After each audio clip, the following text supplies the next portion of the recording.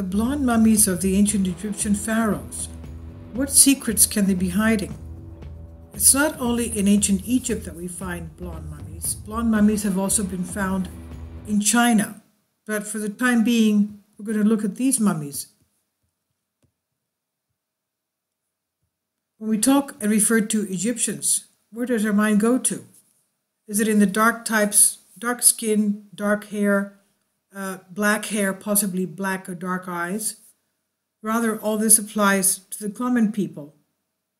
An impression that we may have formed from many murals of ancient Egypt, but it seems that this type did not apply to many of the pharaohs of Egypt, as several of them, according to documents, and we're going to see what we find here later on, scientists have found that they did not have black hair, nor did they have dark skin, as we imagine. Instead, they had blonde hair, and some of them even had red hair. So what might have been their secret or their origin? Surely there could be various explanations. However, it should be noted that the pharaohs of Egypt are very likely to be Greeks. We know that Thebes, for example, was built after the Thebes of ancient Greece, which is about an hour's car ride north of Athens. It's not only the Greek pyramids with Greek DNA, that is, that they're suspicious about its Greekness. There are also reports that Herodotus says that these pyramids were built by Greek architects. However, it seems that there is relevant evidence, if not evidence. In addition, Egypt was a colony of the northern Hermes Triangle, while it is clear from Egyptians themselves that the Greeks pre-existed before the flood. Contrary to popular belief, it seems that the Greeks taught the Greek gods to the Egyptians, and more generally that Egypt was a part of Hellenism. And for all this, but for many more, we can quote and assume, or even claim that blondes and red-haired mummies may have come and have from the Greeks and had affinity with Greek tribes. Now, going to Wikipedia, and you'll see these beautiful images. This is from a French, obviously French study. It's in French, as you can see. This one here is from 600 BC, avant Jésus Christo, meaning before Jesus Christ, 600 BC. And this one is sort of yellowish, reddish, auburn type of coloring. He even has a beard. Now, according to Wikipedia, Fag el-Gamous, translated by Way of the Buffalo, is an ancient Egyptian cemetery located in Fayum, dating to the 1st century to 7th century AD. In the Roman rule Egypt, the cemetery discovered by teams of archaeologists from Brigham Young University in 1980. They were given sole responsibility for the excavation in 1981, and they were done under the time pressure due to threat of incursions by local farmers who wished to expand their fields across the cemetery. Now, the skeletons and natural mummies, hence not the result of professional mummification as used for royalty, for example, seem to be common people. And they said the bodies have been well preserved, so the organs and remains are virtually complete. The preservation results from sealing in the moisture and the atmosphere of the burial spot. By 2014, roughly 1,000 bodies had been excavated at the site. In 1988, it was noted by the researchers that the graveyard contained an unexpected number of blondes. Okay, there were an unexpected number of blondes among the naturally mummified bodies. And now again, we're talking about around the turn of 2,000 years ago, up to 700 AD. And the Romans, of course, we know the ancient Greeks were blondes. Okay, they were blondes. Even the Hebrews were blondes. And you can say all throughout the Old Testament, especially David, even Joseph the Righteous, who in our readings we were talking about that concerning the sons of Abraham, Isaac, and Jacob, the 12 tribes of Israel. Joseph the Righteous, who was sold as a slave to Egypt, and of course was the way he saved his brothers and the tribes, all of them, during the famine. He was fair. and so was David, fair and ruddy complexion, meaning rosy complexion, fair skinned, fair eyed, fair haired. So these people here were an unexpected number of blondes among the naturally mummified bodies, as well as oddities in tooth decay among the buried. Of those whose hair was preserved, 54% were blonde or redheads, and the percentage grows to 87% when light brown hair color is added. In 2014, it was revealed that burials seemed to be clustered by hair color, with red hair in one area, those with blonde hair in another area. It could be it could be because they were from different tribes or different nations. We know that, for example, in the cemeteries in New York, in the United States, they're huge plots of land, the cemeteries, but you have Catholics in one area and you have Christian Orthodox in another area, okay?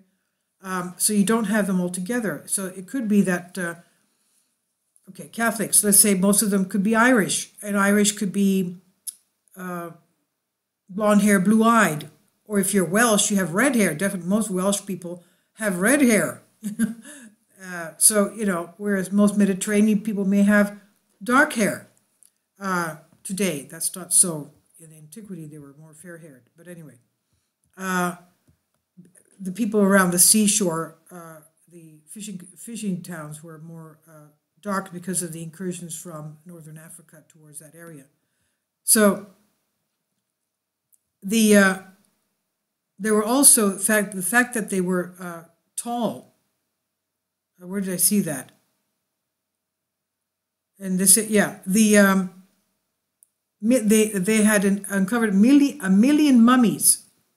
A million mummies claim was probably dismissed by Egyptian authorities, since the data reported to the press by Brigham Young University team were only an estimate, and furthermore, these were referred to burials, not necessarily mummies, but the team discovered many poorly preserved skeletons ranging from people over 6.5 feet tall to an 18-month-old girl's remains.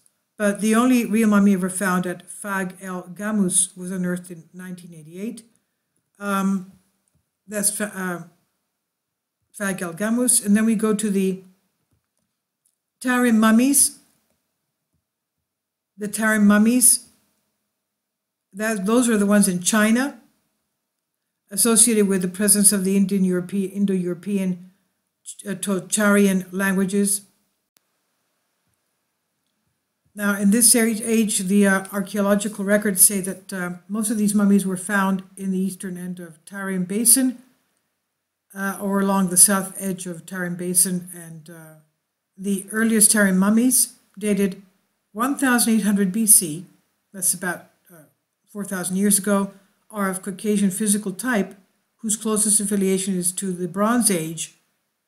And they say that the cemetery contained 29 mummies dated from 1,100 to 5,500 BC, 21 of which are Mongoloid, the earliest Mongoloid mummies found in the Tarim Basin, and 8 of which are of the same Caucasian physical type.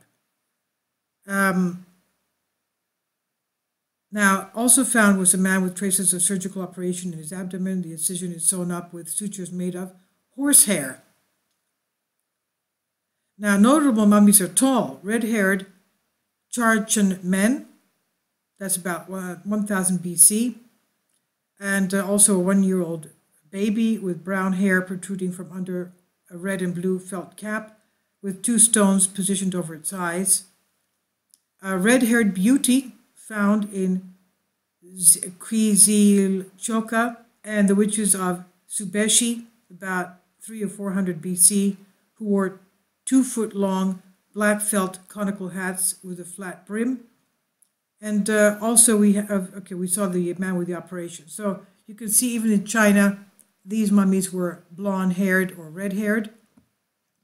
And usually some of them had Caucasian features as well. So tell me what you think about these blonde mummies of Egypt. So we know that the original pyramids were constructed by the Greeks. Now, of course, Thoth, the Atlantean, says that he constructed the Giza pyramids, so take your pick. Anyway, we're researching, we're learning together, and this is just a little bit more information about the blonde mummies of Egypt. Very strange indeed.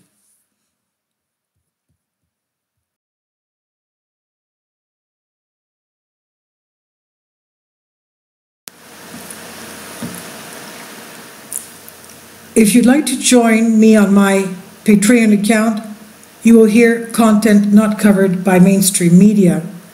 These riveting stories will be based on my research, and I will state my opinions and give my personal insight on diverse and controversial subjects and world events not covered by mainstream media, and not supported by YouTube guidelines. So whatever I have on my Patreon, most of those will not be on my YouTube channel. Please consider becoming a member today. More of the most significant and important videos will be on my Patreon channel. Your support helps me to continue my research and keeps this YouTube channel alive. And we depend on your support, your generous charity, because we help economically challenged families here in Athens, Greece, in Kapota, and we also help the young generation with university tuition and the community around our church. Thank you.